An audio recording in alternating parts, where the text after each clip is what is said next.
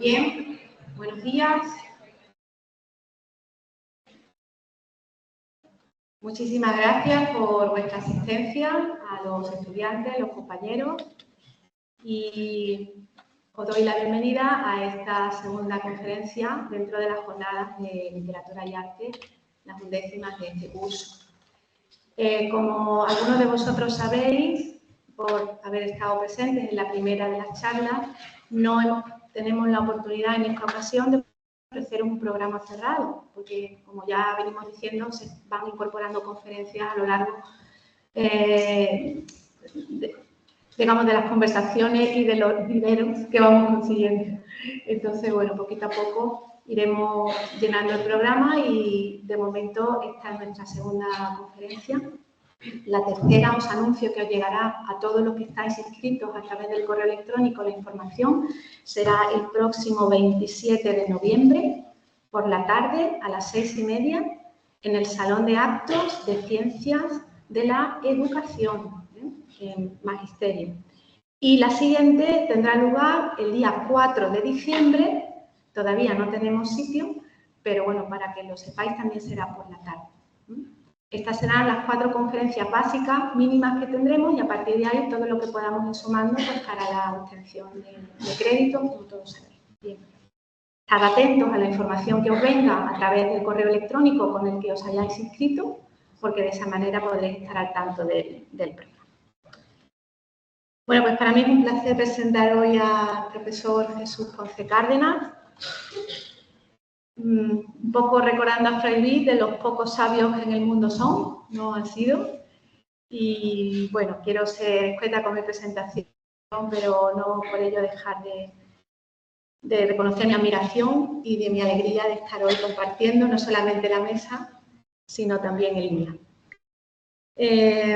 Hace ya, Jesús, yo creo que 20 años, que no, más o menos, que nos conocimos. Yo estoy echando cálculos porque el segundo año que nos vimos estaba yo embarazadísima y ya tiene mi hija 18, así que bueno, anda por ahí la cosa. Jesús nos convocó en su joven y impetuosa juventud investigadora. Él es más joven que yo, aunque no lo parezca.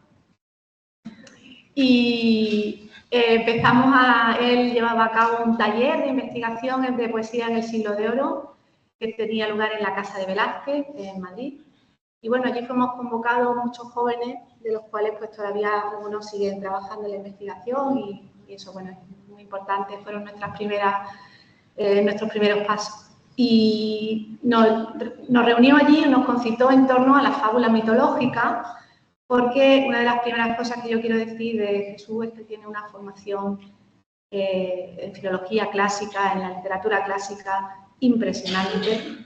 Y yo creo que entre el afán de convencernos a todos de que las fábulas mitológicas del Siglo de Oro no eran fábulas mitológicas, sino epilios, y darle una definición al modo clásico y convencernos de que realmente esto tenía origen en la clasicidad, pues nos concitó allí, nos convenció y al hilo del epilio hemos seguido siguiendo sus lecturas y sus trabajos en torno a la fábula mitológica, que es el primero de los entronques, Jesús, que yo tenía contigo y con el que sigo, porque de vez en cuando nos vas dando una píldora mitológica que yo voy siguiendo. El profesor Ponce Cárdenas tiene un currículum vitae extensísimo, por supuesto no voy aquí a evocarlo, sobre todo porque ahora está libremente a disposición en Internet, lo podéis consultar, porque como está felizmente acreditado a cátedra, uno de los elementos de transparencia es que esté visible ese currículum y disponible, con lo cual podéis, por supuesto, consultarlo. Pero bueno, no puedo dejar de marcar que para los que trabajamos en Siglo de Oro, los trabajos del profesor Ponce son de referencia, especialmente en edición de texto. Gutiérrez de Cristina, por ejemplo, Francisco de Medrano, Anastasio Pantalón de Rivera. Y bueno, de la edición en cátedra del Polifemo, que todos seguramente igual habéis manejado en algún momento, pues es suya. Y como le decía hoy en el desayuno, si con Damas Alonso aprendimos a entender el Polifemo, pues con su edición la verdad es que lo admiramos, creo yo. Góngora realmente es un gran tema desde mi punto de vista y no no solo como... él escribió este libro, yo he traído todos los que tenía Jesús porque he querido que me lo firme para cuando yo me deshaga de mi biblioteca esto se quede. Este es Góngora y la poesía culta del siglo XVII, que es un libro sintético y magnífico para acercarse a la figura de Góngora y a todos los poetas que constituyen el contexto.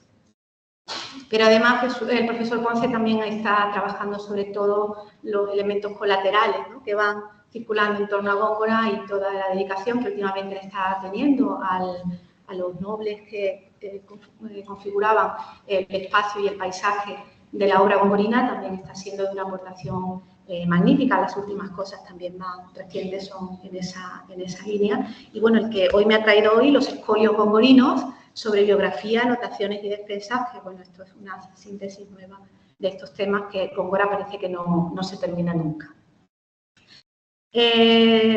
También está trabajando en épica sacra, que eso es un tema que no sé si en algún momento de la carrera veréis o veremos, pero es que eso no se dedica a nadie, más que gente como él, que está preparada para poder abordar textos de la envergadura de los poemas épicos de tema religioso.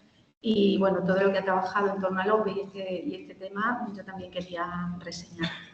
Y por último, la otra beta que justifica hoy su presencia aquí son sus trabajos sobre literatura y artes visuales, y en concreto la éfrasis. Yo he pedido, este libro ya no es mío, está aquí, del colega Alfonso. Éfrasis, visión y escritura, que ha sido también un libro de referencia en torno al género de la éfrasis, que ya algunos de vosotros el concepto ya sí lo tenéis un poco más familiar.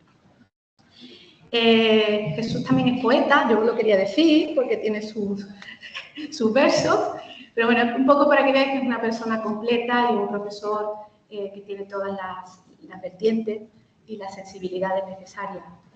Yo quería agradecer sobre todo su conferencia de hoy, que se llama Aristas de la éfrasis, porque es un ejercicio de generosidad increíble. Primero, porque nos va a hacer una síntesis del tema que creo que va a ser útil para todos. Y segundo, porque hace una revisión de sus propios estudios. Esto también es algo muy suyo, que va reflexionando, madurando, y si se tiene que corregir o autocorregir, pues por supuesto lo hace. Y en este proceso de aprendizaje continuo, pues nos trae los avances de un próximo estudio que verá luz próximamente, pero que en este momento él nos lo adelanta. Y bueno, por eso la grabación tendrá una emisión posterior y no será simultánea para poder respetar que salga el trabajo. Jesús, por mi parte nada más, muchísimas gracias y cuando tú quieras tienes la palabra.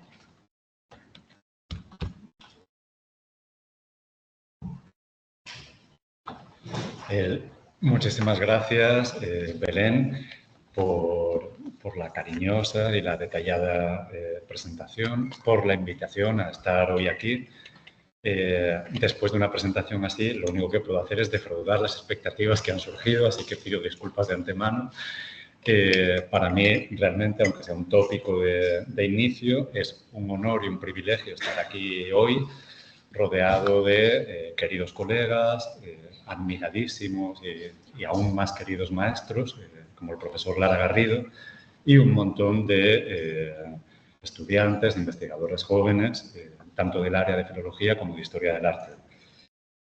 Como ha dicho la profesora Molina, en efecto, voy a plantear una palinodia, una suerte de revisión de aquello que afirmé en el libro Éfrasis, Visión y Escritura de 2014, porque en realidad es un libro que lo que analiza es en torno a 30 y pico poemas datados entre 1970 y el año 2014 y que todos ellos giran sobre una obra de arte concreta, una pintura, un lienzo.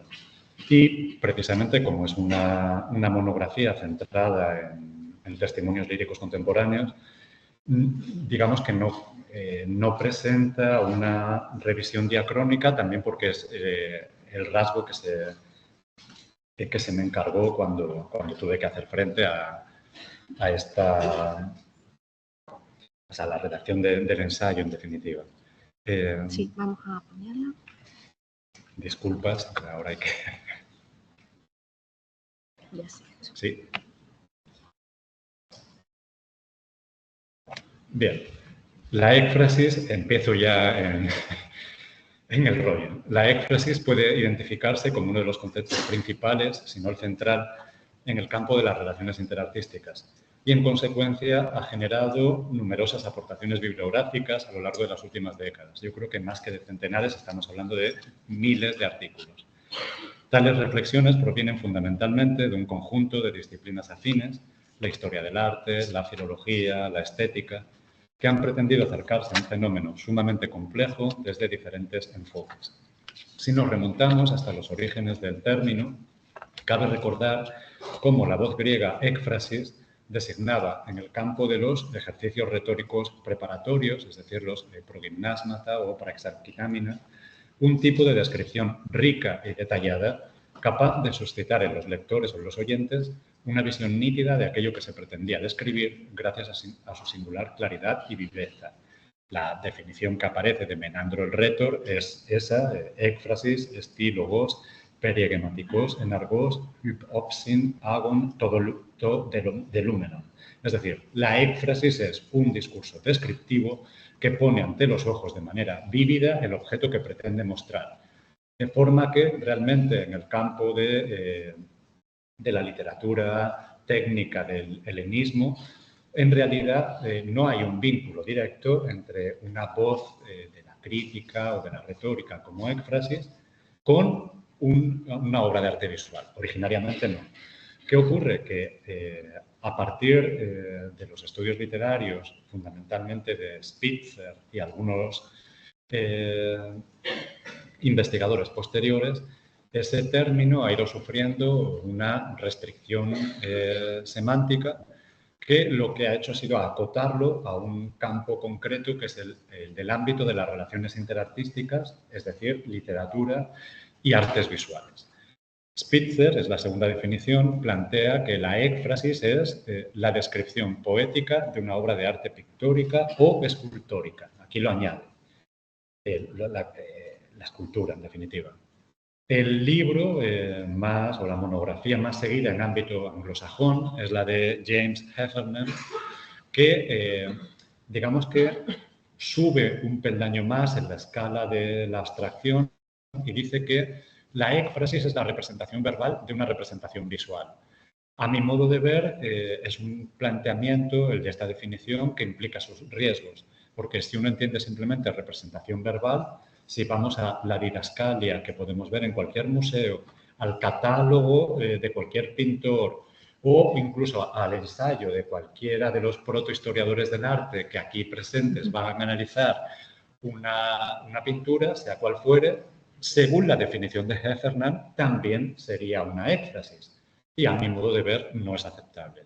Y luego la que un poco ha recuperado en el ámbito hispánico la definición de Spitzer es una profesora de teoría de la literatura de la Universidad de Extremadura, Victoria Pineda, que ha publicado una monografía magnífica sobre la ékfrasis en la poesía de Luis Cernuda y que define la ékfrasis como descripción literaria de una obra de arte visual. O sea, es verdad que todas ellas beben, las tres definiciones, beben de la fuente terminológica de la clasicidad griega, o sea, insistiendo en la noción de repetición. Podríamos seguir planteando otras definiciones que no he puesto, por ejemplo, la de Margaret Pershing, que es una hispanista norteamericana, donde dice también que, bueno, que la ékfrasis podría extenderse aún más y en lugar de referirse únicamente a las obras de arte consideradas pintura, escultura, obras de arte visual, sino que también se abriría a lo moderno y, por tanto, entraría a partir del siglo XIX la fotografía, posteriormente incluso el cine, etcétera, etcétera. Aunque a mi modo de ver convendría separar el ámbito de lo estrictamente contemporáneo, plantear al menos una cierta distancia con las artes tradicionales y sería quizá más oportuno en el campo de lo muy, muy, muy contemporáneo hablar de transposición intermedia, por lo menos a lo que el cine se refiere. ¿Cuáles son las convenciones formales de la ékfrasis que señalaba Victoria Pineda? He hecho un pequeño elenco y es el que tienen ahí en pantalla. Es decir, la primera sería la expresividad del título. Es decir, que cuando uno lee el poemario de Cristina Peri Rossi, Las musas inquietantes, y ve que un poema se titula L'origine du monde, evidentemente es porque la pintura que late detrás de esa composición lírica es el famoso y escandalosísimo cuadro de Courbet de 1866. O, por ejemplo, si en lugar de titular el poema exactamente igual que el título del cuadro, ¿qué ocurre cuando hay un título, en el caso, por ejemplo, de Las musas inquietantes, otra vez, de Cristina Peri Rossi, hay un poema que se titula Así nace el fascismo, pero el subtítulo del poema es La lección de guitarra. ¿Qué ocurre? Que el subtítulo es el título del famosísimo y aún más escandaloso cuadro de Balthus, La leçon de guitare, que es de 1933. En definitiva, la cuestión de la expresividad del título, como bien señalaba Pineda, es capital. Después, elementos, pues aparece otra vez la descripción, a la que voy a darle vueltas a lo largo de los siguientes minutos, descripción pormenorizada del objeto, con elementos como el detallamiento o la particularización, que en realidad tendrían que ver con rasgos que ya están en la poética y en la retórica clásicas, como la hipotiposis o la enarguia o la evidencia o evidencia.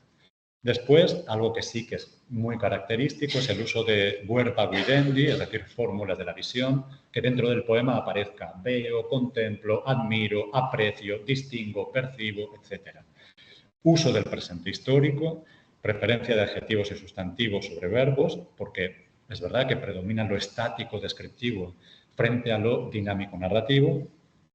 Léxico del campo sensorial, colores, formas, texturas, y también una utilización con mayor o menor dominio del léxico de las artes o de la representación, y ahí ya tenemos testimonios magníficos, por ejemplo, en un antequerano granadino como Pedro Espinosa, que tanto nos gusta, desde Emilio Orozco Díaz o desde nuestro maestro José Lara Garrido. Apóstrofes a un personaje de la imagen, apóstrofes al lector o incluso juegos dentro de la pragmática del discurso lírico, es decir, la enunciación lírica. Es decir, que nos encontremos poemas donde quien habla es el personaje que está dentro del cuadro, en definitiva. Uso de adverbios de lugar y de deícticos. Este rostro que ves ahora, para un retrato, etc. Empleo de comparaciones y símiles, decía Pineda. ¿Qué ocurre? Que al planteamiento del elenco de Pineda se podrían añadir otros detalles, otros rasgos que ella no enumeró y que yo me atrevería a añadir. El primero es que muchas veces estas composiciones líricas acogen expresiones de la emoción, ya sea esta de temor, deseo, conmiseración o incluso reflexiones que concita la visión que estamos viendo en el lienzo. El segundo sería que a menudo, o sea, uno no se pone a escribir un poema sobre un cuadro si el cuadro te horroriza. Generalmente, como escritor, decides escribir algo sobre un lienzo pues porque te toca algo en lo emocional o admiras profundamente a ese pintor o a esa obra en concreto, etc. Es decir, que hay una impostación laudatoria, ora en forma de alabanza del artista, ora como encomio de la obra de arte. Después tendríamos la exaltación de la maestría técnica de una imagen que parece dotada de vida, tópica, que ya está en los poemas griegos y latinos sobre obras de arte, por ejemplo, cuando dicen lo de vox sola deest, es decir, solo le falta hablar, cuando estamos viendo un retrato. La articulación de una red de mitos que sirven como parangón de excelencia, el de Pigmalión, fundamentalmente para el campo de la escultura, el de Prometeo, que es, como veremos luego, el que subyace, tal y como había estudiado José Lara Garrido, al poema, al propio retrato que el Greco pintó del predicador trinitario Fray Hortensio Félix Paravicino y Arteaga. El punto 14 sería el establecimiento de un canon de grandes artífices que se citan a través del Überbietung, es decir, la estrategia retórica del sobrepujamiento, y donde tendríamos a Apeles, Ceuxis, Parrasio, Mirón, Fidias, Polícleto y toda una magna comitante caterva. Luego un énfasis desde lo clásico en el valor del zauma o de la admiratio, es decir, que es un lienzo, o una pintura parietal, una pintura al fresco que te sobrecoge, que te deja admirado, te deja maravillado, te deja boquiabierto. Y por último tendríamos otro elemento que suele aparecer mucho en este tipo de poemas ekfrásticos, es la contraposición entre ars y natura. Lo que voy a plantearme a lo largo de los próximos minutos es cómo podemos poner en cuestión una definición extendida, que es la que hemos ido viendo, Spitzer, Heffernan, Pineda, fundamentalmente a partir del examen de una serie de casos que nos permitan cuestionarnos si eso funciona o no funciona, ¿vale?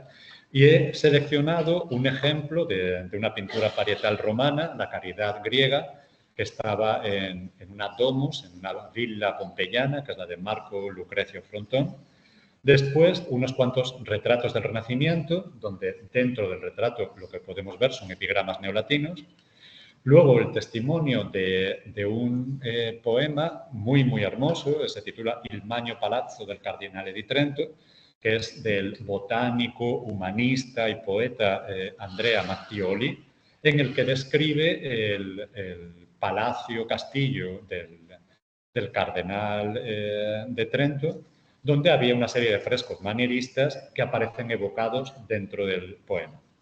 He seleccionado también un epigrama de los 4 que podría haber elegido, de Gaspare Murtola, impresos en la Rime, y luego ya con esta base de tipo comparatista y que hunde las raíces en lo clásico hasta llegar al barroco italiano, pasaríamos a testimonios españoles, uno el de Paravicino y otro de Manuel de Gallegos, que aunque sea de nombre portugués, es uno de esos ingenios de la llamada monarquía dual, es decir, escritores que se mueven en el momento en el que Portugal formaba parte de la corona hispánica entre 1580 y 1640 y son autores bilingües, o sea, publican bastante obra, pero publican a la vez tanto en portugués como en castellano.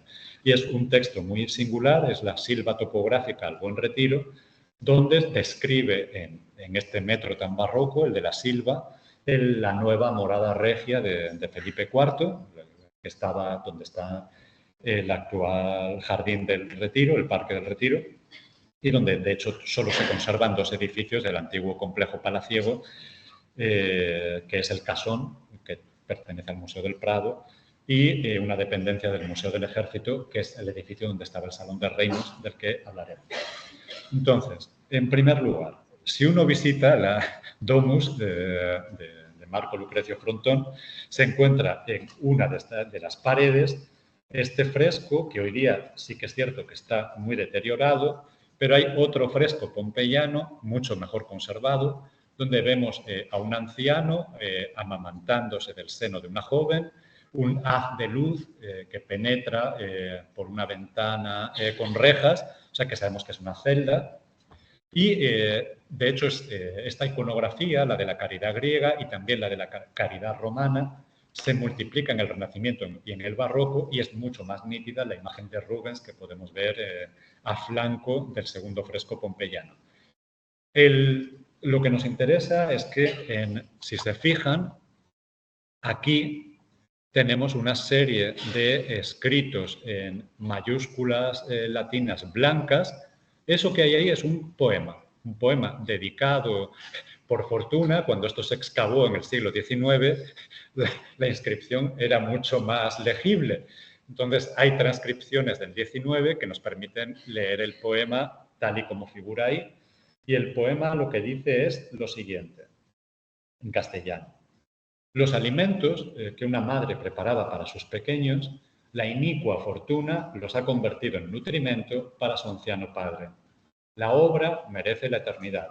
Mira, en el frágil cuello, las venas se hinchan ya, en tanto fluye la leche.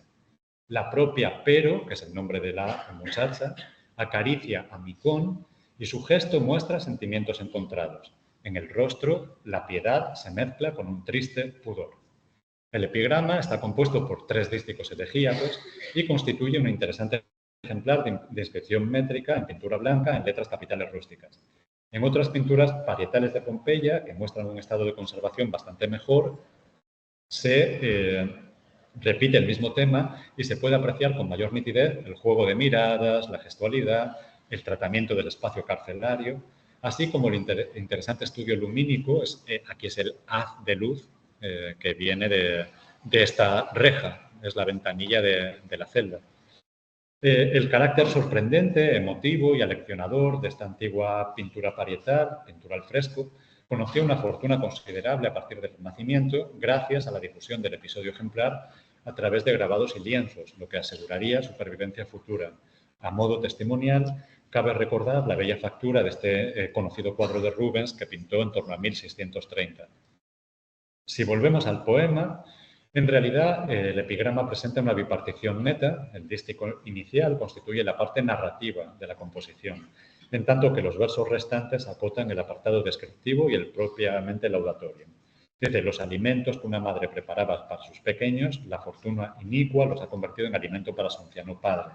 En realidad, el relato sobre la joven Pero y su anciano padre Micón está en los Facta et Dicta Memorabilia de Valerio Máximo, donde un anciano injustamente acusado es encarcelado y se le condena a morir de inanición en su celda. En la temporada que está pasando en prisión, le va a visitar su hija, que había sido madre recientemente y por tanto estaba amamantando a su pequeño en casa, y los guardianes se quedan sorprendidos porque el hombre dura y no se mueve, hasta que finalmente descubren que había algo oculto y era que en las semanas que había ido a visitar a su padre, pero había estado amamantando, por una parte como ejemplo máximo de piedad filial, pero por otro también de pudor y de vergüenza de tener que descubrir su seno ante el anciano y tener que compartir un acto tan íntimo y tan físico como la lactancia, ¿no? El epigrama juega también con varias dilogías. Dice, aequo dignum opus est, es decir, esta obra merece la eternidad. Pero la obra es la obra de caridad de la muchacha, pero también la pintura exquisita, que es donde está el epigrama. Luego tendríamos, habíamos dicho, uso de verbos de la visión. En el epigrama latino tenemos a aspice, el imperativo en español es mira. Y dirige la visión de cualquier espectador hasta detalles en los que el poeta quiere que nos fijemos, es decir, las venas del cuello de Micón se van hinchando mientras fluye la leche, el gesto de ternura que hay y el hecho de que el rubor pudoroso está envuelto en tristeza. Es decir, que hay toda una interpretación sentimental, emocional del cuadro, pero al mismo tiempo también el hecho de que esta pintura al fresco sea realmente una lección moral, hasta qué punto puede ser ejemplar la conducta de esta muchacha, hasta qué punto llega con el afán de salvar a su padre. En realidad, en el libro noveno de la antología griega, que como bien saben es una colección de millares y millares de epigramas datados desde el siglo VI a.C. hasta la época bizantina, hay infinidad de epigramas dedicados a pinturas, lastimosamente hoy perdidas, y también a esculturas. O sea, por poner un ejemplo famoso, hay hasta 36 epigramas de distintos autores dedicados a una escultura en bronce, hoy perdida, de Mirón, que era una escultura donde aparecía una vaca amamantando a su ternerillo. O sea, se decía que era la primera vez que un escultor de la época clásica ateniense había dedicado consagrar con su arte una escena de la naturaleza, en definitiva, y hacerla exenta. Sobre los estudios que se han hecho sobre el epigrama antiguo y sobre estos textos poéticos, composiciones breves, pues se puede decir que en estos epigramas ya griegos y sus herederos latinos, por ejemplo, en la antigüedad tardía, Ausonio, los textos poéticos ponen en escena el momento de contemplar la obra de arte como si el poema fuera una práctica de lectura o interpretación. Detalle que ya es interesante, no es una mera descripción, sino es una valoración, una reflexión sobre el poema. Después tenemos que muchos poemas esfrásticos también reflexionan sobre cómo mirar del modo que ellos lo hacen. A tal punto, el ejemplo que hemos visto es que guía cómo tenemos que ver esa pintura.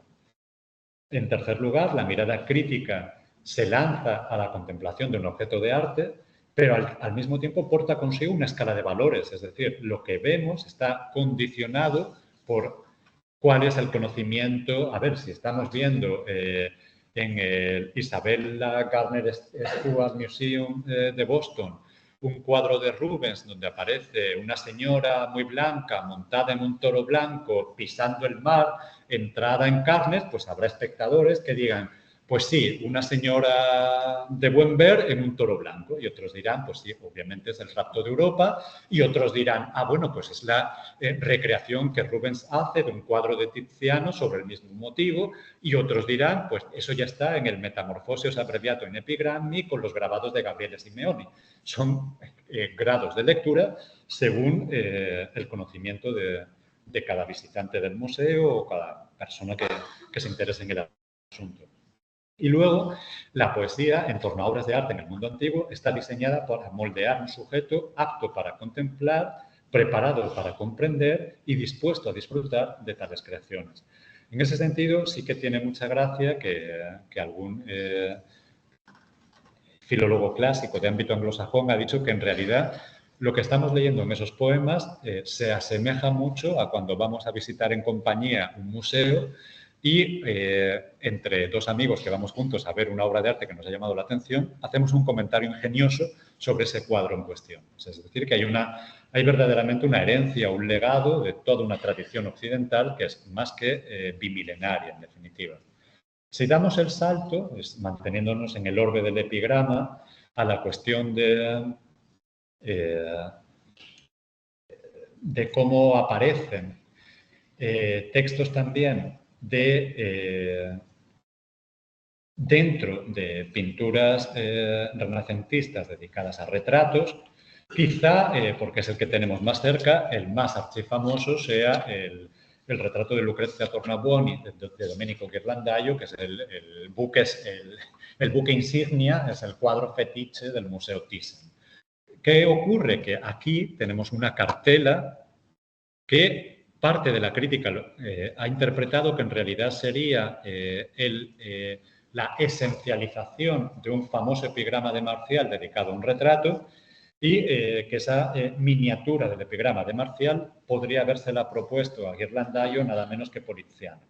Y lo que dice el texto, reescritura de Poliziano, es ojalá el arte fuera capaz de reproducir el espíritu y las costumbres de la persona que aparece en un retrato. Y dice, si ello fuera posible, no existiría en el mundo una pintura más bella. Porque lo que dice es, en efecto, el perfil de Lucrezia Tornabuoni eternizado en esta pintura del Renacimiento temprano es hermosísimo, pero empalidece si lo comparamos con su actitud de vida y con las virtudes que adornan su espíritu. Siempre ese juego. Luego tendríamos también otro retrato femenino, bastante menos conocido, también de ámbito italiano. Podríamos citar elementos, por ejemplo, de retratos de poetas protestantes franceses, como Nicolas Bourbon, del que se conserva un dibujo de Holbein. Y aquí hay un par de retratos de Holbein, el del príncipe heredero de la corona inglesa y el de Bonifacius Hammerbach, que es un humanista germánico, que fue el albacea de Erasmo de Rotterdam y donde está directamente pues el poema en latín, con un fragmento también en griego. Y tenemos un segundillo.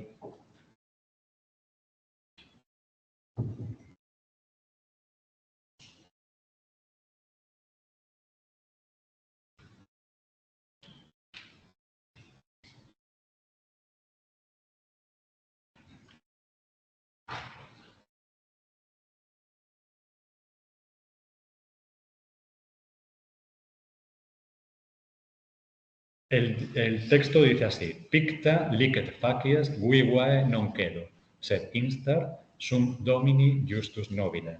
Lineolis octo is dumperagit trietes, sic naviter in me, id quod natura est, exprimit artis opus. Que lo que viene a sostener es, dice, aunque pintado, no soy inferior al vivo semblante, sino que me asemejo a un señor justo y noble, que ahora tiene 3 veces 8 años, es decir, que el modelo que posó para Holbein había cumplido 24 primaveras, y dice, así es justo que la naturaleza se exprese a través de la obra de arte, ¿vale? Y luego el hecho es interesante. Lina Bolzoni dedicó dos monografías, no una, magníficas, quizá la más centrada en el asunto, se titula directamente Poesía y retrato en el Rinascimento, la publicó en Bolzoni, y analizaba una tipología retratística que es la llamada, en el ámbito italiano, ritratti con coperchio, es decir, retratos con cubierta. En el retrato de los duques de Urbino, de Piero de la Francesca, aparece esa cubierta con una serie de figuras alegóricas que obviamente responden a la iconografía de los triunfos de Petrarca y epigramas escritos en latín con reminiscencias de Horacio, en definitiva. Por ejemplo, las inscripciones que vemos que acompañan a estos epigramas dedicados a los retratos de los duques de Urbino, el de ella, el de la duquesa, dice, por ejemplo, aquella que guardó la mesura durante los momentos favorables, adornada con el elogio que merecen las hazañas de su magno esposo, vuela ahora en boca de la fama digna de todo encomio. Es decir, puede concebirse, y luego los otros dos son ejemplos españoles de retratos del Renacimiento avanzado, donde también hay inscripciones en verso. De forma que son composiciones líricas que no solo dialogan con pinturas concretas, sino que es que directamente el poema está dentro de la pintura. Y uno dice, ¿es éfrasis? A mi modo de ver, sí. Pero al mismo tiempo les pregunta, ¿estos textos son descripciones? De ninguna manera. Así que empieza ya a cortocircuitarse la definición de éfrasis si atendemos a los ejemplos arquetípicos de epigramas, que en este caso, por hacer un juego un poco tonto de palabras, no es de ut pictura poesis, sino in pictura poesis. O sea, las inscripciones que hemos ido viendo son esas.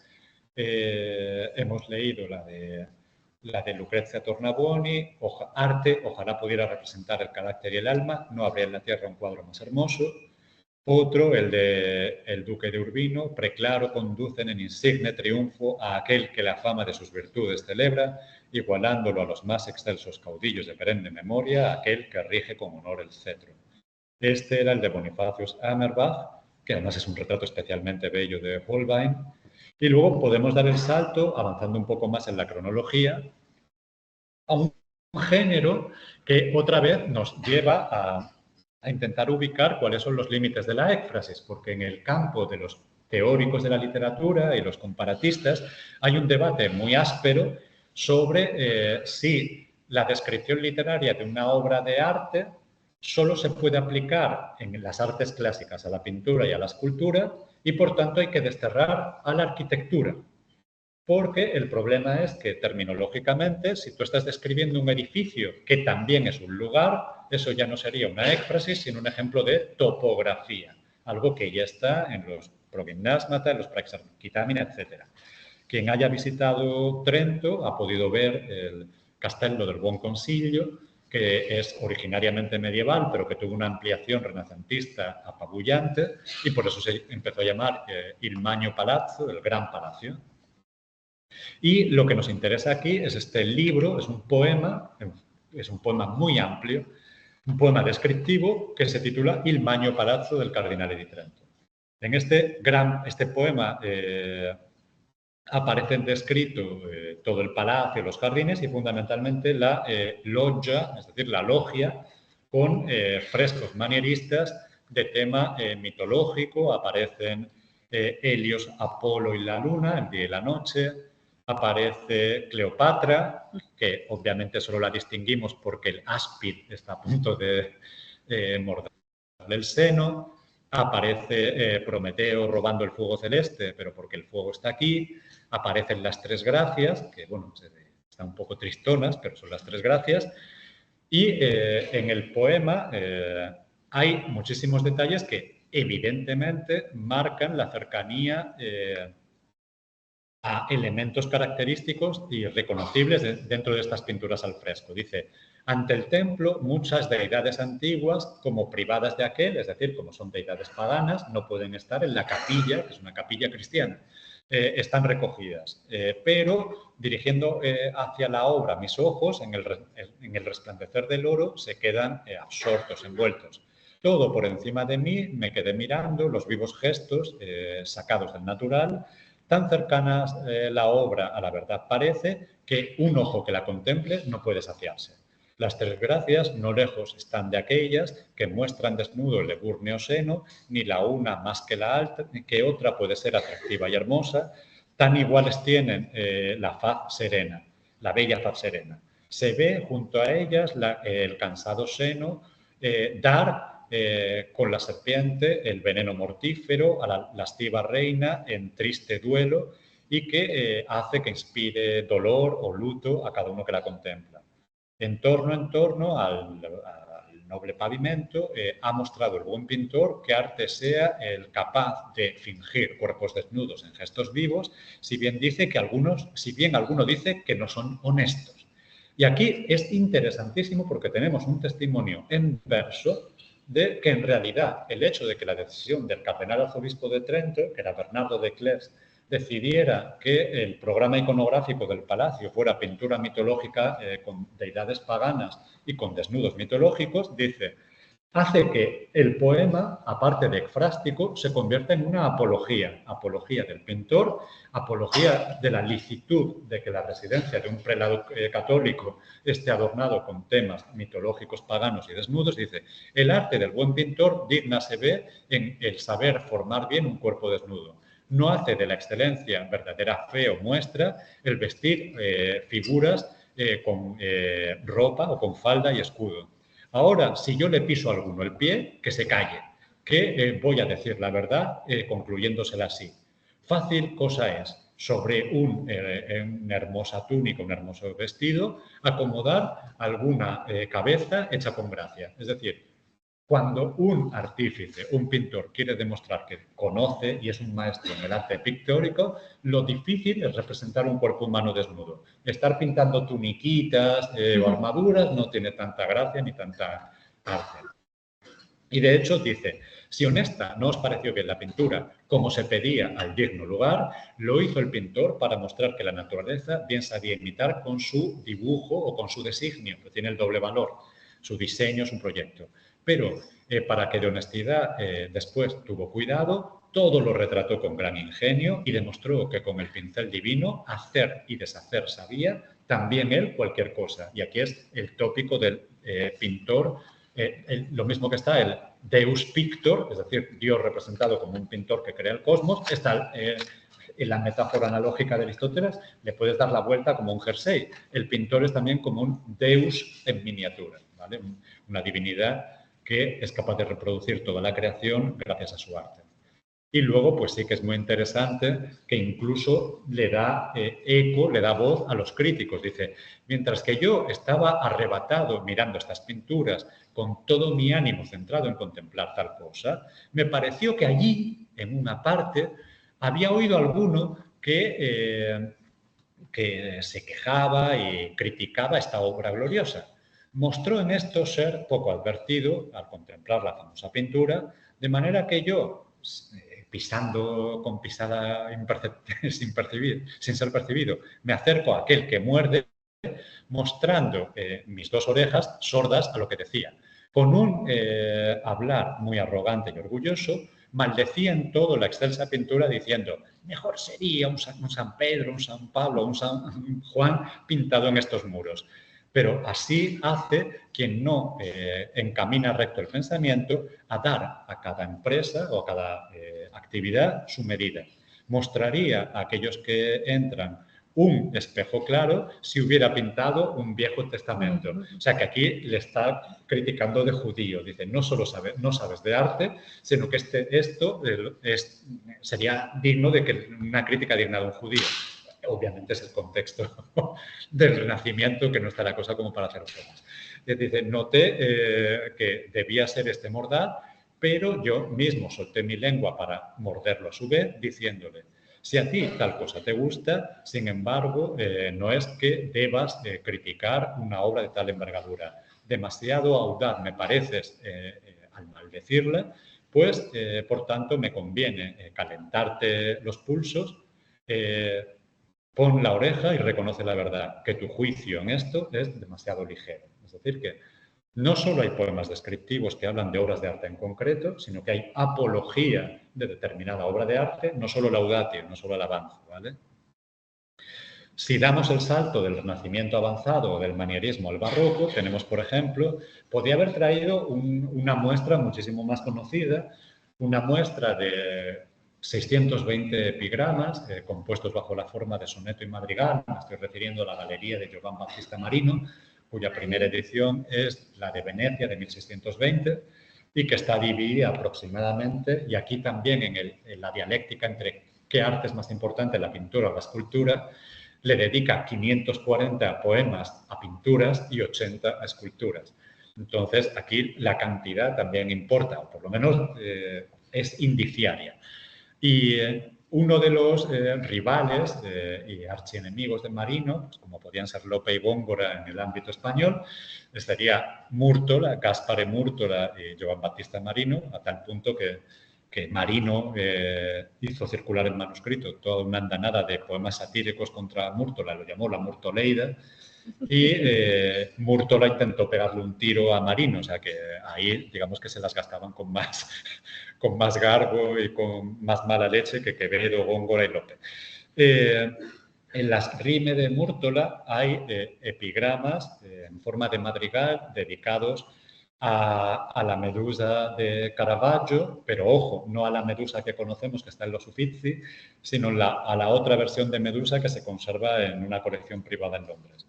Luego también está un madrigal al amor triunfante, pero he traído como muestra este otro, el de La Zíngara, la gitana de Caravaggio, donde en realidad la escena que estamos viendo es un caballerete joven, guapete, un poco tontaina, porque mientras deja que la gitana le lea la buena fortuna, y esto también es muy políticamente incorrecto, no le da el romerito de la suerte, pero mientras le lee el destino en la mano, quiromancia, le está robando el anillo.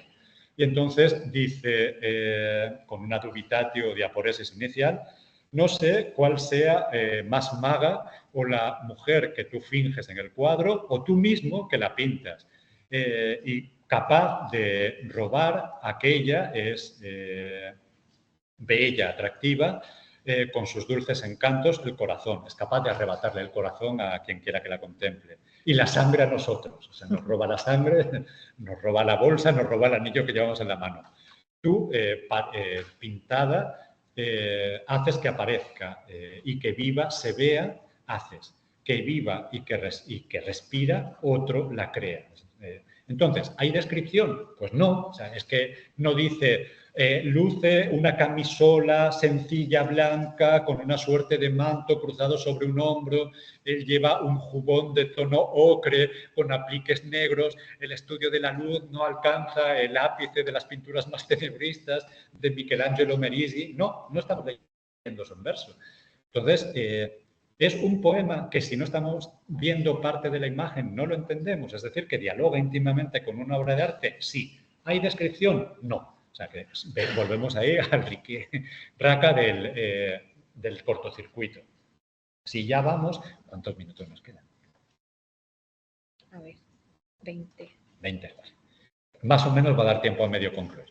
Entonces, ya si vamos al ámbito de lo hispánico, o por lo menos al ámbito cretense hispánico, tenemos a Doménicos Theotocópuli, el griego toledano por excelencia, y a uno de los mejores sonetos dedicados por el propio poeta a la pintura que ese artista ha hecho, que es el propio retrato del poeta. Entonces tenemos aquí al fraile, predicador trinitario, fue el predicador de corte de Felipe IV, Fray Hortensio Félix Paravicino y Arteaga, que es realmente quien funda la nueva manera de la escuela culta de predicación, es seguidor de Góngora, no solo en el campo de la oratoria sacra, sino que también es un autor como poeta culto. Y de hecho, justo es decir que la recuperación editorial de los poemas de de Fray Hortensio Félix Paravicino es una recuperación malagueña, la colección Clásicos Recuperados, impulsada por Pepe Lara durante décadas. Tenemos aquí el soneto que mereció, junto con el soneto de Góngora, al retrato de Góngora pintado por un pintor flamenco, un artículo modélico, magistral, de Lara Garrido, publicado en Edad de Oro, y donde el soneto, en realidad, es una interpelación del poeta que aparece en el retrato a el maestro, al gran pintor que acaba de eternizar su efigie, y dice así: «Divino griego de tu obrar no admira que la imagen exceda al ser el arte, sino que de ella el cielo por templarte la vida deuda a tu pincel retira. No el sol sus rayos por su esfera gira como en tus lienzos. Basta el empeñarte en amagos de Dios. Entre a la parte naturaleza que vencer se mira. Émulo de Prometeo, en un retrato no afectes lumbre, el hurto vital deja, que hasta mi alma a tanto ser ayuda. Y contra 29 años de trato, entre tu mano y la de Dios perpleja, ¿cuál es el cuerpo que ha de vivir? Duda». Es decir, cuando yo me pongo delante de mi retrato, yo es Fray Hortensio Félix, digo, mi alma se queda perpleja y digo, no sé si tengo que quedarme en ese cuerpo o meterme en el lienzo, porque es tal la mímesis que ha conseguido Doménicos Theotocópoulos que el espíritu, aunque lleve viviendo 29 años en la carne del predicador trinitario, se queda perplejo y es todo un giro. Y además actualizando una serie de topoi que llevaban circulando siglos y que, por ejemplo, aparecen en la poesía no solo griega y latina, sino también en la neolatina, en la italiana y en la española, en definitiva. Es decir, que el testimonio es interesante porque nuevamente nos lleva a interrogarnos, es decir, ¿es el propio poeta el objeto del retrato magnífico del Greco? Es realmente uno de sus mejores retratos. Pero este soneto, concebido también en forma de epigrama, ¿es una descripción? No, no es una descripción. O sea, actualiza mucha tópica literaria del periodo y de toda la tradición de Occidente, pero no es una descripción. Si avanzamos un poco más, tendríamos como a partir de 1635, fecha de la inauguración de la nueva residencia regia de Felipe IV, impulsada obviamente por don Gaspar de Guzmán y Zúñiga, conde de Olivares y duque de Sanlúcar la Mayor. Esto sería realmente un testimonio temprano, pictórico, de cómo era ese palacio que se perdió por los franceses. O sea, buena parte del conjunto edilicio fue destruido en la guerra de independencia contra los franceses y es verdad que la ubicación, parte de la concepción de los estanques, los jardines y tal, se mantiene en el actual Parque del Buen Retiro, pero solo a través de testimonios de cuadros y grabados podemos un poco rehacer la planta de cómo estaba distribuido, etc. Nos interesa aquí fundamentalmente el Salón de Reinos, porque dentro de la silva topográfica al Buen Retiro de Manuel de Gallegos hay toda una tirada de versos que ya Elías Tormo, a finales del 19, inicios del 20, ponderó como una fuente importante para intentar reconstruir cómo era. Y entonces, por ejemplo, o sea, lo que solo a partir de la restauración de los retratos ecuestres de Felipe III y Margarita de Austria, aquí no se ve tanto, pero aquí se ve mejor porque la puerta estaba abierta, cuando le dieron la vuelta al cuadro, vieron que el bastidor estaba todo pegado. ¿Y por qué era? Porque en realidad el cuadro, el ángulo inferior de los dos cuadros estaba cortado porque tapaba una puerta. Entonces, tenemos que en un testero de la sala estaba la familia real reinante, el monarca con la reina consorte y el príncipe de Asturias. En el testero opuesto, flanqueando el trono y con dosel, tenemos al monarca anterior y a su esposa. Es decir, en el poema, ¿qué nos vamos a encontrar? Una obertura, que son los versos 73 a 78, los versos que dedica a Felipe IV, que cuantitativamente, porque va por jerarquía, es al que más versos le dedica, seguidamente el de Isabel de Borbón, después el del príncipe Baltasar Carlos, una suerte de intermedio con una invocación a Apolo, y después los versos que evocan el retrato de Felipe III y el de Margarita de Habsburgo, ¿vale? Y además, los que menos tienen son el Príncipe de Asturias y los dos reyes anteriores. Los versos que Manuel de Gallegos dedica al retrato ecuestre de Felipe IV es: entra en ese salón y alegre mira la copia de Filipo que, pendiente, adorna de esta puerta lo eminente. Y aquí ya tenemos lo de la puerta. Dice: contempla el fuego que en sus ojos gira, considera que airado en jinete veloz se ostenta armado. Si así le viera el belga en la campaña, al imperio de España se rindieran las turbas rebeladas, en rayos de decoro fulminadas. Oh, rey esclarecido, vos de grabado acero guarnecido, vos con bastón en cuerpo y oprimiendo de un castaño andaluz la inquieta espalda, sin duda el campo cría laureles de esmeralda, sin duda aún el horrendo gigante con sacrílega osadía bate la empírea esfera y vuestro amparo Júpiter espera.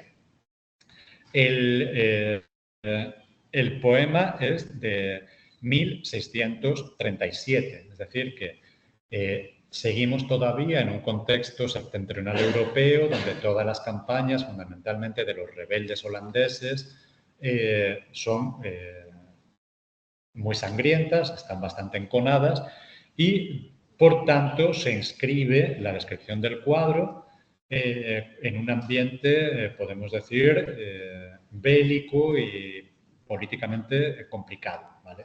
Entonces, la cuestión que no carece de interés es qué sentido tiene esta éfrasis. Así que lo primero que podríamos decir es que la impronta tizianesca de la imagen, porque obviamente Velázquez está rindiendo homenaje al Carlos V en Mühlberg de Tiziano, así como el valor simbólico que reviste la postura del équido, porque la maniobra que está haciendo con las patas delanteras levantadas se llama una levada o levada, que en la doma clásica en equitación es una de las acciones o posturas más difíciles, ¿sí? Que demuestra que el jinete es especialmente dotado para el dominio de la caballería, ¿no? La éfrasis del retrato de Felipe IV se dispone en torno a tres vectores. Uno, una locución directa a los posibles espectadores. Dice: entra en ese salón, contempla el fuego, mira, ¿verdad? Dos, la contextualización bélica del cuadro, que son los versos 85 a 92. Y tres, la ponderación mitológica del mismo. El arranque de la transposición de arte aparece marcado por una profusa serie de imperativos. Entra en ese salón, mira, contempla, considera. Los verba videndi, los verbos de visión, habituales en el ejercicio de la éfrasis, se disponen en una contrapesada variatio estilística, mira, contempla, en tanto que el aspecto espacial se subraya merced a la utilización de deícticos de cercanía. Ese salón, de esta puerta, lo eminente, o sea, está en lo alto de la puerta. El adorno del salón regio y la ostensión de la potencia bélica del monarca como general en jefe aparecen figurados en los versos efrásticos de Manuel de Gallegos, cuando dice adorna, se ostenta armado, pero luego fundamentalmente cuando dice vos de grabado acero guarnecido, es la media coraza, vos con bastón, que es la insignia de general, y oprimiendo de un castaño andaluz la inquieta espalda, castaño porque es un caballo con el manto de ese color, andaluz porque es un corcel de pura raza andaluza. Hay que pensar que las reales caballerizas estaban en Córdoba y que hasta hoy son parte de los caballos más cotizados en el mercado equino internacional. O sea, que tiene su sentido. Y luego, fundamentalmente, la cuestión de que sojuzgar, sofrenar y finalmente dominar a los rebeldes holandeses sería como la titanomaquia. Es decir, que Felipe IV sería como un Júpiter tonans que aplasta pues, la soberbia y la injusta insurrección de los protestantes. Ojo, reviviendo las hazañas de Carlos V en Mühlberg, ¿vale? O sea que hay todo un diálogo de corte histórico-político, pero también historiográfico-artístico.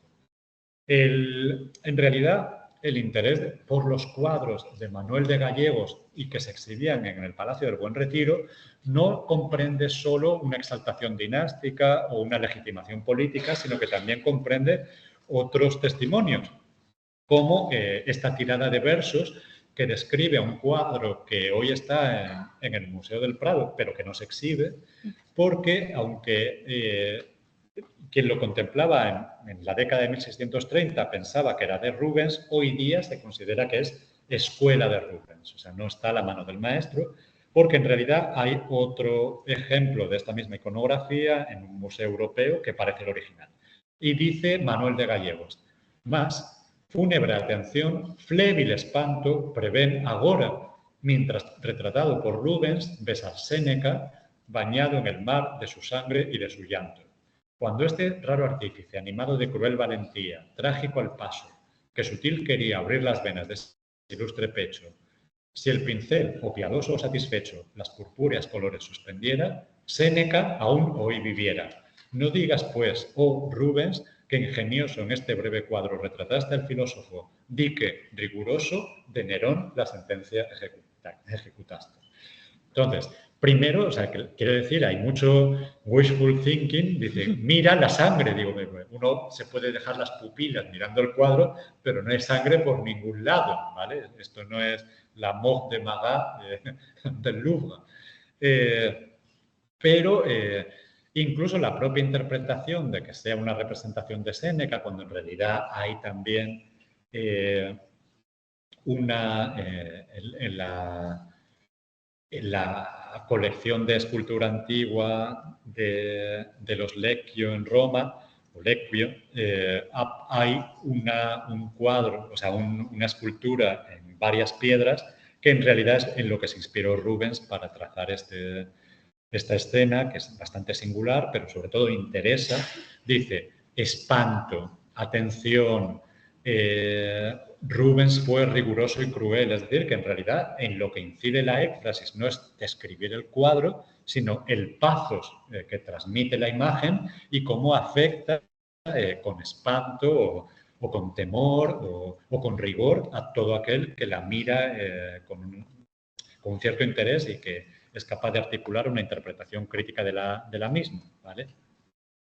Así que, bueno, o sea, yo no he venido aquí, por supuesto, como diría Paco Umbral, no he venido aquí a hablar de mi libro, sino que la cosa es que el libro fue un encargo y fue una reflexión sobre poemas contemporáneos, pero cuando realmente uno se toma la molestia de intentar ver una larga diacronía que comprende desde el libro 9 de la antología griega hasta el barroco o posteriormente, hasta el 18, hasta el 19, nada tiene que ver el conjunto de centenares y millares de composiciones líricas dedicadas a cuadros que existen y son reales con lo que empezaron a hacer autores post-parnasianos desde el 19 hasta nuestros días. Entonces, primero, el conjunto de composiciones líricas dedicadas a un cuadro, a una pintura parietal, a un grabado o posteriormente a una fotografía, etcétera, es una tipología textual que comprende milenios y que, por tanto, tendríamos que analizar por períodos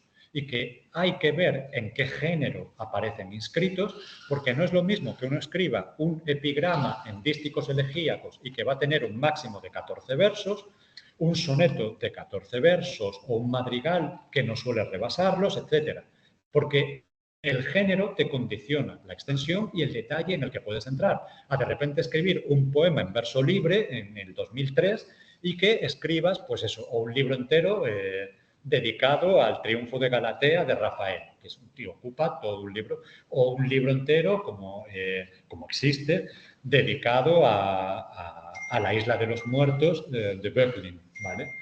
Así que lo que me interrogo, ubi est descriptio, ¿dónde está la descripción? Problemas de un concepto que no define si nos limitamos a Pineda, a Heffernan, a Spitzer, etc.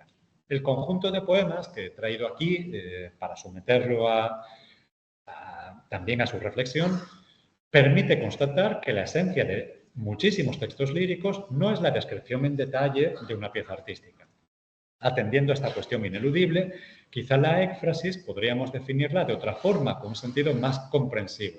Así que, ¿cómo podremos articular otra definición de éfrasis? Pues, éfrasis es aquel tipo de texto literario vinculado a una obra de arte visual, bien mediante un procedimiento descriptivo que puede estar más o menos detallado, que puede ser más o menos conciso, que puede ser directo, pero también puede ser alusivo. O se vincula con ese cuadro o esa imagen en concreto a través de una impostación laudatoria. Ojo, también puede ser explícita o implícita, que puede referirse a la pintura en sí, al creador plástico, incluso al propietario o al comitente que encargó tal imagen, e incluso al retratado en tal imagen, como el ejemplo de los epigramas neolatinos que están en el copertio del doble retrato de los duques de Urbino de Piero de la Francesca. Es decir, bien por medio de su carácter de inscripción inserta dentro de la obra de arte, es decir, inscriptio o in pictura poesis. De forma que la esencia de una éfrasis o la esencia de una transposición artística no la hallaríamos tanto en la función axial que puede cumplir lo descriptivo, sino en otros dos aspectos que, cantando una palinodia, considero ahora centrales. Y es, uno, sus lazos originarios con una imagen fuente. Y dos, la cualidad estética intrínseca que la debe adornar, en cuanto texto elaborado con la pretensión de que lo identifiquemos, los receptores, como literatura, es decir, como verdadero arte de la expresión verbal. Por tanto, ya no nos va a importar tanto que la éfrasis se acerque o se aproxime a los lectores de todas las épocas, bien en prosa, como puede ser el ejemplo de las iconas de Filóstrato, en la segunda sofística, o en la imitación francesa barroca de los tableaux de la pénitence de Antoine Godot en la Francia del XVII, o bien en verso, desde los epigramas recogidos en la antología griega o los sonetos madrigales de la Galería de Joan Battista Marino, o lo que acabamos de ver de Manuel de Gallegos, o en el soneto de Paravicino al Greco, Ecos di Via, etcétera, etcétera, etcétera. Así que, bueno, no pretendo convencer a nadie, sino plantear en público algunos interrogantes, así que espero no haberles aburrido ni dormido demasiado y muchísimas gracias por la asistencia y la atención. Gracias.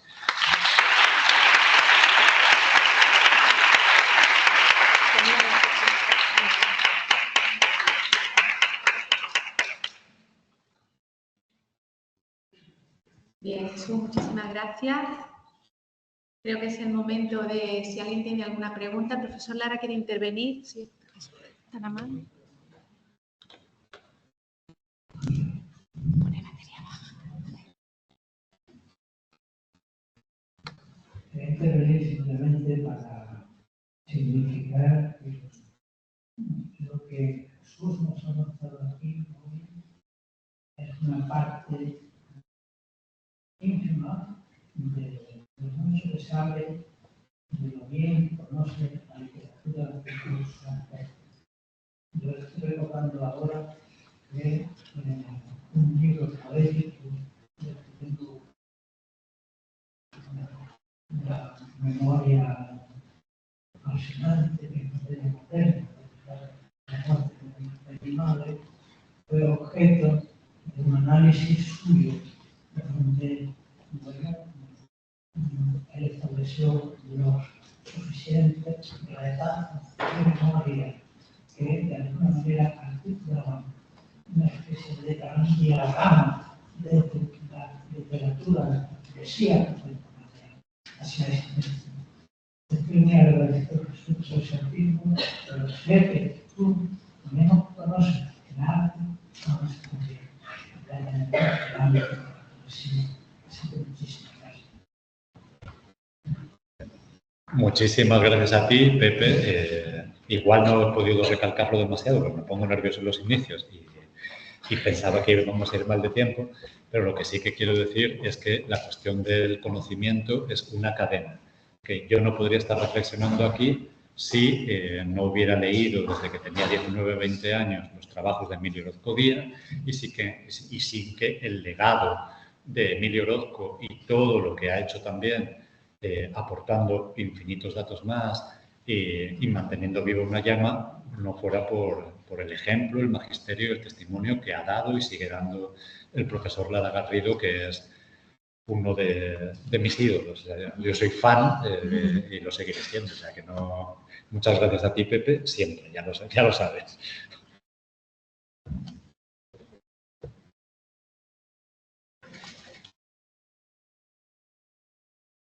¿Algún estudiante tiene alguna pregunta? Bueno, Jesús, yo quiero agradecerte este panorama, porque ciertamente cuando nosotros estamos en el curso, especialmente estoy hablando de los estudiantes de Historia del Arte que tienen la asignatura de Literatura Española del Siglo de Oro, pues intentamos dar este enfoque de lectura, exactamente, para un poco no inundarlos de filología ni de historia literaria, sino un poco enfocarlos. Y el tema de la éfrasis, pues siempre ha sido, desde que el profesor Lara empezó esta asignatura también conmigo, siempre hemos intentado que fuera un punto nuclear. Y es verdad que hemos comentado textos, yo creo que aquí los estudiantes, los poemas de Góngora al Greco que tenía a su sepulcro, pues lo hemos mirado desde ese punto de vista, o los sonetos, el soneto al Escorial, también en cierta parte inicial hemos tenido esa, sin poder decir que eran ekfrásticos, decíamos, o sea, sin darle realmente la definición. Así que, bueno, yo creo que esta propuesta que tú haces es mucho más, como has dicho, comprensible. Y va a justificar mucho el hecho de estar aproximarnos a textos del Siglo de Oro que no podíamos establecer. Siempre teníamos que decir, en la época clásica la éfrasis significa esto. Con Spitzer ya tiramos hacia acá. Pues ya vamos a decir, con Jesús Ponce podemos establecer esta otra dimensión. Así que, bueno, yo creo que va a ser un avance, va a ser una aportación. Y, bueno, también me alegra mucho que hayas mencionado a Marino, porque es un personaje que también ha salido en nuestros textos y que, bueno, así ya también ellos van reflexionando esa galería. Y por mi parte, nada más que agradecerte esta generosidad en adelantarnos estos textos y en cuanto salga la publicación nos tienes al tanto para recomendarla, lo mismo que también hemos recomendado este libro hasta ahora y esperamos seguir haciendo. Creo que si no hay ninguna otra intervención, sí, Iván.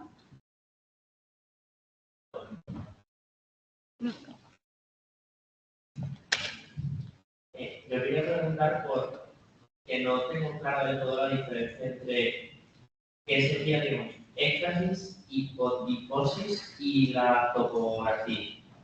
Y no entiendo dónde está el límite, digamos, entre las tres figuras.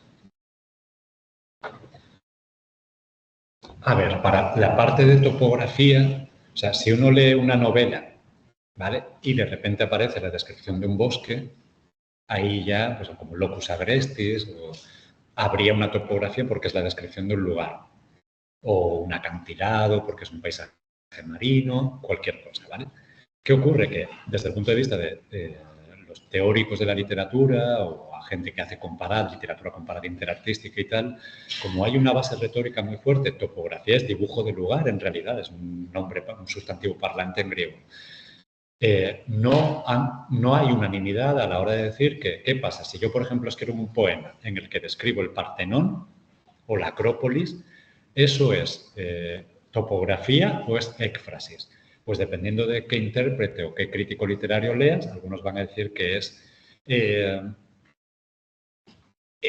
una éfrasis y otros van a decir que es una topografía. ¿Por qué? Porque frente a la pintura o la escultura, en el momento en el que haces un edificio, no meramente utilitario, sino un edificio que en sí es una obra de arte, no deja de ser también un lugar, ¿vale? O sea, que tienes esa situación, digamos que en el filo y que por tanto es lícito verlo o desde un flanco o desde el otro. La cuestión de la hipotiposis sería, originariamente hay una coincidencia también bastante marcada con las definiciones de éfrasis de la retórica griega, es decir, que sería un fragmento de una obra concebida con una intención descriptiva, pero que sea tan vívida y tan detallada que en la mente o en la fantasía del lector que lo esté leyendo suscite una imagen nitidísima, clarísima, ¿vale? O sea, que sería más bien, digamos que la cualidad, no el objeto en sí. O sea, y la capacidad que tiene de suscitar una imagen, no porque esté inspirado en una imagen, ¿vale? Y luego sí que tendríamos ejemplos muy bellos.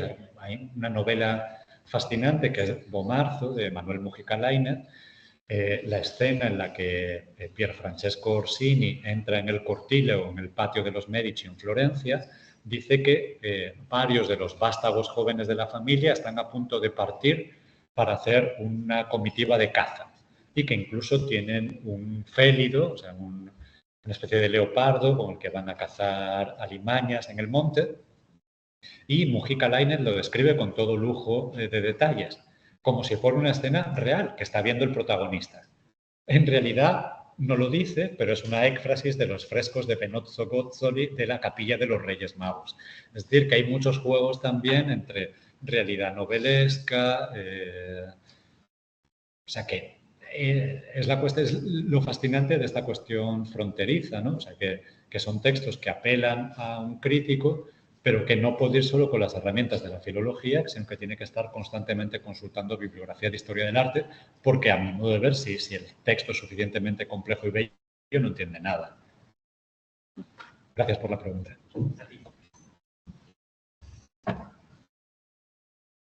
Bueno, de hecho, para reivindicar cosas magníficas que se hacen en la Universidad de Málaga, hay una profesora de Historia del Arte que ha codirigido un proyecto digital con el Getty Museum, con la Getty Foundation, y el proyecto sobre Pietro Mellini y el catálogo inverso de Pietro Mellini es uno de los mejores que hay en ámbito internacional, que es la publicación del catálogo en tercetos encadenados de la propia colección de este aristócrata romano y de su familia, que además él lo envió desde Roma en 1683 a su hermano, que era el nuncio apostólico en Madrid, que era cardenal. Pietro se lo manda un poema en tercetos encadenados, que es el catálogo de las pinturas de su familia, y con breves detalles de cada una de las pinturas. Era un manuscrito que estaba perdido, lo ha exhumado esta catedrática malagueña, y han hecho una edición digital que es apabullante, o sea, de una erudición, de un dominio técnico y tal. Es realmente modélico, o sea que hay una vía ahí para explorar y que nos da mucho campo para que filólogos y historiadores del arte trabajemos juntos, o sea que es necesario. Bueno, gracias Jesús por este empuje final, por esta consigna, porque a ver si igual los profesores que trabajamos aquí no acabamos de convencer y viene alguien de fuera, como pasa en la familia, y funciona. Así, bueno, que muchísimas gracias por esta intervención, a vosotros por estar aquí. La próxima será el día 27 de noviembre a las 6:30 de la tarde, sobre el retrato en el Renacimiento, en medallas, en libros y en ilustraciones, a cargo de la doctora Asunción Rayo Grus, y tendrá lugar en el Salón de Arte de Ciencias de la Educación. Así que quedamos todos emplazados. Muchas gracias.